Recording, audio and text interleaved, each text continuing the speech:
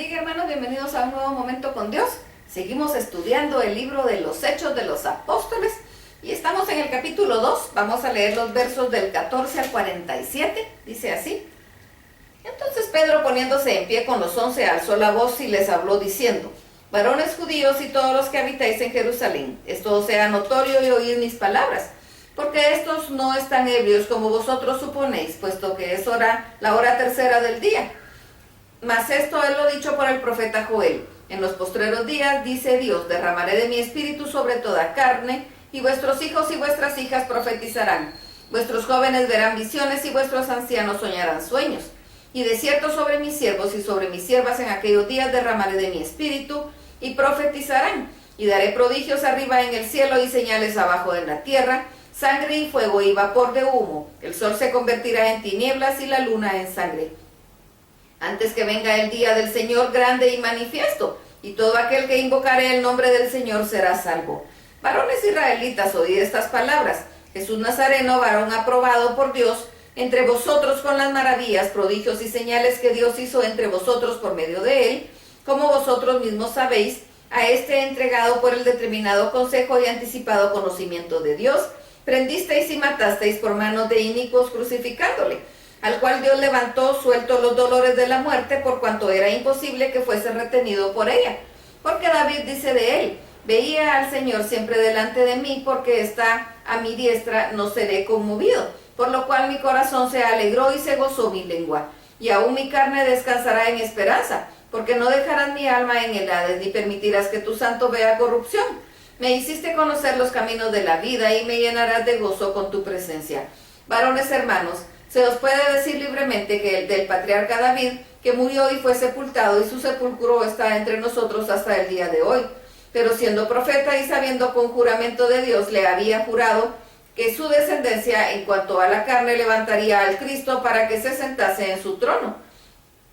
Viéndolo antes, habló de la resurrección de Cristo, que su alma no fue dejada en el Hades, ni su carne vio corrupción. A este Jesús resucitó Dios, de lo cual todos nosotros somos testigos. Así que, exaltado por la diestra de Dios y habiendo recibido del Padre la promesa del Espíritu Santo, la derramó, esto que nosotros veis y oís. Porque David no subió a los cielos, pero él mismo dice: dijo el Señor a mi Señor, siéntate a mi diestra hasta que ponga a tus enemigos por estrado de tus pies. Sepa pues ciertísimamente toda casa de Israel que a este Jesús, a quien vosotros crucificasteis, Dios le ha hecho Señor y Cristo. Al oír esto se compungieron de corazón y dijeron a Pedro y a los otros apóstoles: varones hermanos, ¿qué haremos? Pedro les dijo: arrepentíos y bautícese cada uno de vosotros en el nombre de Jesucristo para perdón de los pecados, y recibiréis el don del Espíritu Santo, porque para vosotros es la promesa, y para vuestros hijos, y para todos los que están lejos, para cuantos el Señor nuestro Dios llamare. Y con otras muchas palabras testificaba y les exhortaba diciendo: sed salvos de esta perversa generación. Así que los que recibieron su palabra fueron bautizados, y se añadieron aquel día como 3,000 personas, y perseveraban en la doctrina de los apóstoles, en la comunión unos con otros, en el partimiento del pan y en las oraciones. Y sobrevino temor a toda persona, y muchas maravillas y señales eran hechas por los apóstoles. Todos los que habían creído estaban juntos y tenían en comunión todas las cosas, y vendían sus propiedades, sus bienes, y los repartían a todos según la necesidad de cada uno, y perseverando unánimes cada día en el templo, y partiendo el pan entre las casas, comían juntos con alegría y sencillez de corazón, alabando a Dios y teniendo favor con todo el pueblo. Y el Señor añadía cada día a la iglesia a los que habían de ser salvos. Bien, arranca con toda su fuerza la iglesia luego de la venida del Espíritu Santo. Cuando lo que estudiamos el día de ayer, vino el Espíritu Santo sobre estos hombres y la gente empezó a acumularse. Nos dice ya aquí la palabra que Pedro se despabila y reacciona, porque ahí estaba la multitud, y empieza a darles el mensaje ya en forma consciente y racionalmente. Ya no solo por las lenguas que estaban hablando las maravillas de Dios, sino que ya de forma racional él empieza a darles el mensaje. Y como eran judíos, él les habla acerca de lo que ellos conocían, les habla acerca de lo que había hablado Joel en su profecía. Les dice: se está cumpliendo lo que Joel habló. Y luego les habla acerca de David y la promesa que Dios había hecho a David, que su trono no tendría fin y que de él se iba a levantar el Mesías. Y es precisamente lo que ellos habían visto en Cristo Jesús. Y él les dice, ustedes no lo reconocieron, no quisieron reconocer en él al Mesías, pero el mismo David lo reconoce. Y esto era para que ellos hicieran ese vínculo y pudieran comprender que Cristo era el Mesías, porque ellos conocían la historia, conocían a David, conocían los escritos de David, conocían los escritos de los profetas, de Joel y de los demás profetas, y entonces ellos fueron tocados por el Espíritu Santo y sacudidos por Dios. Y el velo fue quitado de sus ojos y pudieron ver y comprender que Cristo Jesús era el Mesías prometido. Y entonces asustados por lo que había pasado, porque él dice, ustedes lo mataron. Viene él y le dice, vienen ellos y le dicen, ¿qué podemos hacer? ¿Qué hacemos ahora?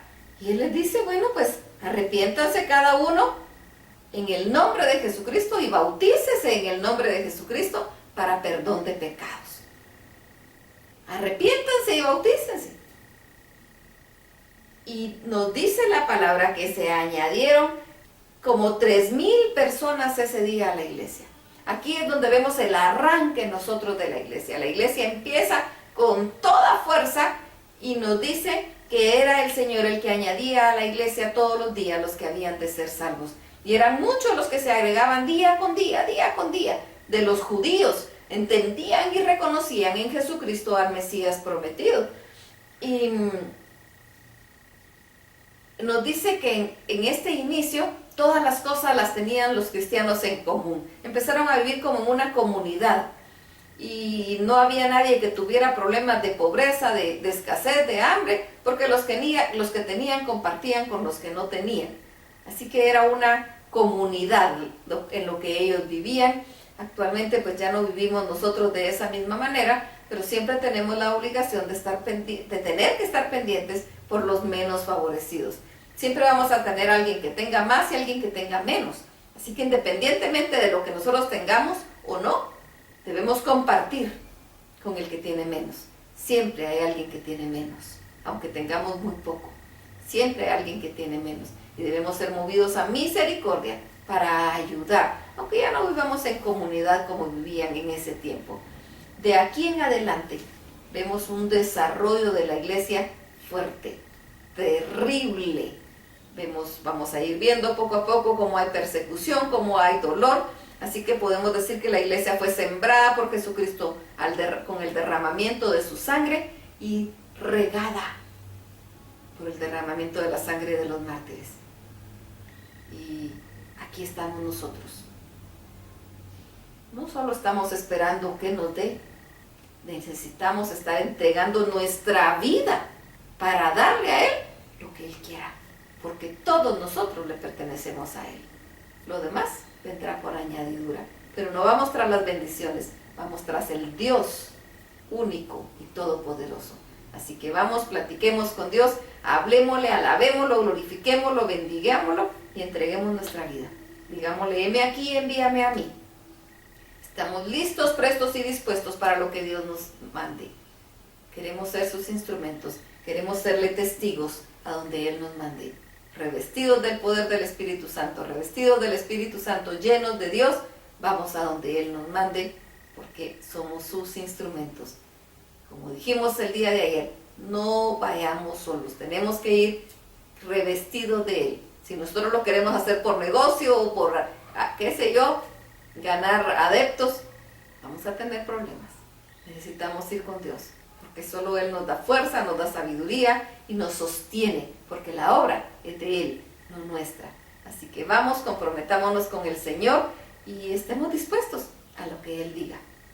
Dios los bendiga.